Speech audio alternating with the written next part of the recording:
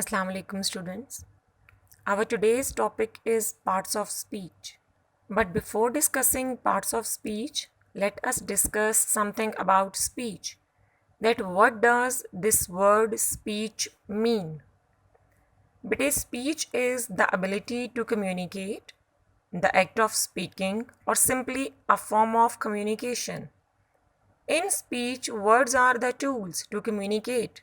They join to form sentences.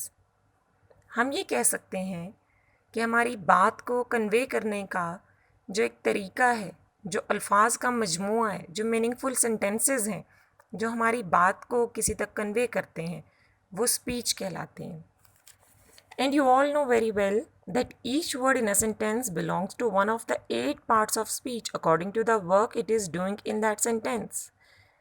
कि हर एक sentence में कई तरह के अल्फाज होते हैं और हर लफ्ज़ का एक अलग काम होता है.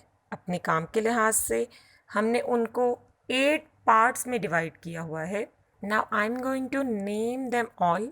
The first part of speech is noun, second is pronoun, third is verb, then adverb, adjective, preposition, conjunction and interjection. अब हम इन तमाम पार्ट्स ऑफ स्पीच को इंडिविजुअली इनकी definitions along with some examples discuss करते हैं. Moving on to very first part of speech that is noun. बेटा जैसे मैंने आपको पहले बताया कि हर जुमले में जो वर्ड्स होते हैं उनका अलग अलग काम होता है. कुछ नेमिंग वर्ड्स होते हैं, मतलब वो सेंटेंस में किसी चीज़ का नाम होते हैं, कुछ एक्शन को डिस्क्राइब कर रहे होते हैं, कुछ वर्ड्स सिंपली दो वर्ड्स को आपस में जॉइन कर रहे होते हैं. इस तरीके से हर एक वर्ड का सेंटेंस में इंडिविजुअली कोई ना कोई काम होता है. तो वो अल्फाज जिनका काम चीज़ों, शख्सियात, जगहों या कोई भी ऐसी चीज़ें उनको नाम देना होता है, वो नाउन कहलाते हैं. We can say that nouns are naming word. The word noun means name, okay? And nouns stand for the names of people, places, animals or things. For example, Ali is a brave boy. The rose smells sweet. Ali here is a noun. Boy is again a noun. Rose is again a noun. Moving on to pronoun. बेटा pronoun is a word which is used in place of a noun. It is used to avoid repetition or sometimes it simply takes the place of a noun. मतलब अगर हम लोगों को कोई एक paragraph लिखना हो, उसमें बार बार हम लोग सेम नाउन को रिपीट नहीं करते. जिस तरह हम ये नहीं कहेंगे Ali is a brave boy, Ali always help others, Ali helped me. Instead of saying Ali again and again, हम ये कहेंगे Ali is a brave boy, he always help others, he helped me too. Okay?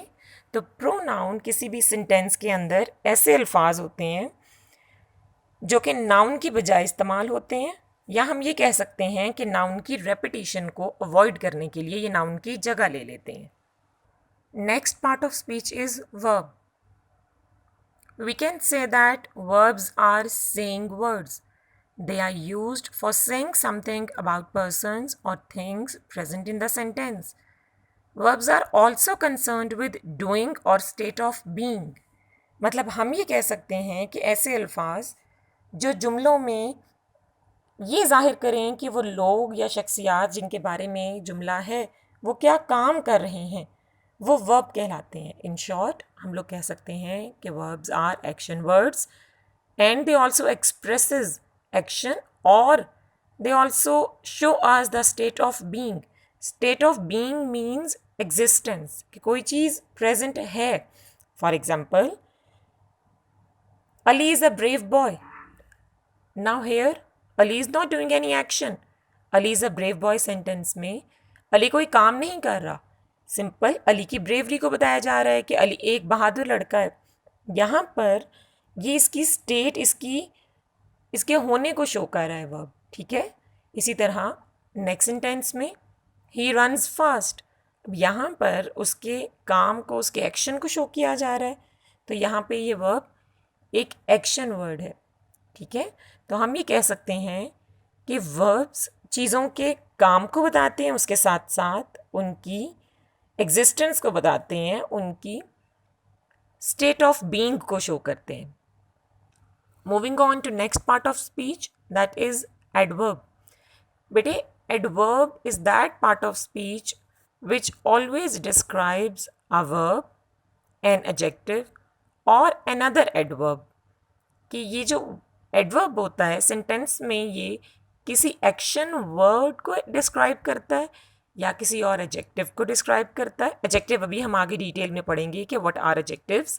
ये एडजेक्टिव को describe करता है या फिर ये किसी और एडवर्ब को डिस्क्राइब करता है. For example, he runs fast. He इसमें क्या है? प्रोनाउन. रन्स क्या है? वर्ब. और फास्ट क्या है? उसके तेज़ भागने को बताया जा रहा है ना, तो ये फास्ट यहाँ पे एडवर्ब है. इसी तरह in the next sentence, he runs very fast. अब यहाँ पर he again pronoun, runs again verb, very and fast both are adverbs ना. तो यहाँ पर जो वेरी है ये एक और एडवर्ब फास्ट को एक्सप्लेन कर रहा है. तो हम कह सकते हैं कि एडवर्ब वो पार्ट ऑफ स्पीच होता है जो कि किसी भी सेंटेंस में हमें वर्ब की थोड़ी सी डिटेल्स बताए या फिर किसी दूसरे एडजेक्टिव की या फिर किसी एडवर्ब की भी डिटेल्स हमें वर्ब बता सकता है. ठीक है. Next part of speech is adjective. D इसमें साइलेंट होता है. हम इसको एडजेक्टिव नहीं बोलते, हम इसको एडजेक्टिव बोलते हैं. Adjectives are describing words. They describe a noun or a pronoun. हम कह सकते हैं कि एडजेक्टिव्स ऐसे अल्फाज होते हैं जो नाउन्स की या प्रोनाउंस की सिफ़ात बयान करते हैं, इसीलिए हम इनको डिस्क्राइबिंग वर्ड्स भी बोलते हैं. ठीक है, कि एडजेक्टिव किसी भी नाउन या प्रोनाउन की क्वालिटी को या उसकी स्टेट को डिस्क्राइब करते हैं. स्टेट को यहाँ पर आपने वर्ब से मिक्स नहीं करना. ठीक है, यहाँ पर क्वालिटी, स्टेट भी जो है वो उसकी क्वालिटी को शो कर. ठीक है, तो we can say that adjectives are describing words. They are usually joined to nouns to describe them. ठीक है, तकरीबन हमेशा ही हम लोग एडजेक्टिव्स को नाउन के साथ अटैच करते हैं, ये उनके साथ ही होते हैं. ठीक है, नाउन से पहले लगे होते हैं और ये नाउन की क्वालिटी को एक्सप्लेन करते हैं. जिस तरह बहुत सी एग्जाम्पल्स हैं, a lazy boy, a tall man, a brown wolf, a hungry boy. ये तमाम एग्जाम्पल्स में जो नाउन है उससे पहले उसका एडजेक्टिव उसको डिस्क्राइब कर रहा है, उसकी क्वालिटी को डिस्क्राइब कर रहा है. अब इन एग्जाम्पल्स में Ali is a brave boy, यहाँ पर ब्रेव अली की ब्रेवरी को, अली की क्वालिटी को शो कर रहा है ना, तो यहाँ पे ब्रेव क्या है? एडजेक्टिव. नेक्स्ट एग्जाम्पल में she is very kind lady, यहाँ पर काइंड उस लेडी की क्वालिटी है, इसलिए काइंड यहाँ पे क्या है? Adjective. Moving on to next part of speech, that is preposition. Preposition is that part of speech which shows link between two nouns or pronouns. हम ये कह सकते हैं कि preposition ऐसे part of speech होते हैं जो कि nouns में या pronouns में एक ही sentence में link show करते हैं. ठीक है, these are those words which are placed before a noun or pronoun to show how the person or thing denoted stands in relation to some other person or thing. Okay, कि मतलब उस sentence में एक noun का दूसरे noun के साथ या एक प्रोनाउन का दूसरे नाउन के साथ रिलेशन को शो करने के लिए ये प्रपोजिशन यूज़ होते हैं. ठीक है, इसके अलावा जो प्रपोजिशन होते हैं वो नाउन का किसी दूसरे नाउन के लिहाज से लिंक भी शो करते हैं. ठीक, जिस तरह आप यहाँ पे आपके पास एग्जाम्पल है, the book is on the table. इसमें ये जो ऑन वर्ड है ये उस बुक का और उस टेबल का आपस में रिलेशन शो कर रहा है ना. ठीक है, कि वो किताब मेज़ के ऊपर पड़ी हुई है. ठीक, इसलिए यहाँ पर ये जो ऑन है ये क्या है? Preposition. In next sentence, she is fond of reading, इस सेंटेंस में ऑफ क्या है? प्रपोजिशन, जो कि सिंपली उस शी की फॉन्ड मतलब उसके पढ़ाई की तरफ जो उसका रुझान है उसको शो कर रहा है. ठीक है, moving on to next part of speech which is conjunction. Conjunction ऐसे अल्फाज होते हैं बेटा जो कि दो अल्फाज को या जुमलों को आपस में मिलाते हैं. ठीक है, इन्हें हम जॉइनिंग वर्ड्स भी बोल सकते हैं. जिस तरह हम लोग अगर इस एग्जांपल में देखें कि I can't go because I am late.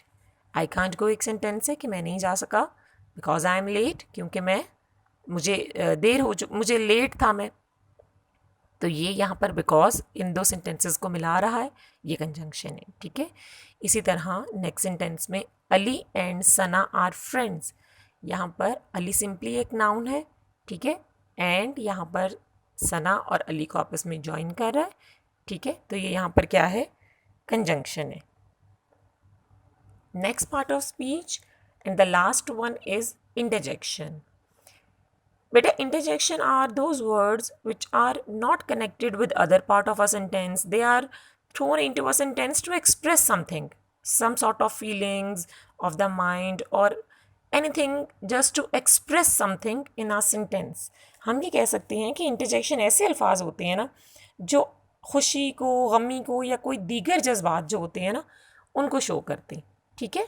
जिस तरह अगर हम लोग बहुत खुश हो, हम कहें hurray we have won the match, या जो ये एग्जांपल्स हैं इनमें alas we lost the match, कि उफ हम मैच हार गए, इसमें जो अलास का वर्ड है या हुर्रा या आउच या ओह, कोई भी ऐसे जो वर्ड्स होते हैं जो हमारी फीलिंग्स को, हमारी खुशी या हमारे गम को जाहिर करें, वो क्या होते हैं, इंटरजेक्शंस होते हैं, ठीक है। तो ये आपके पास यहाँ तक पार्ट्स ऑफ स्पीच है। अब आप लोगों को जो असाइनमेंट दी गई है, काइंडली आप लोगों ने बहुत कीनली वो सॉल्व करनी है।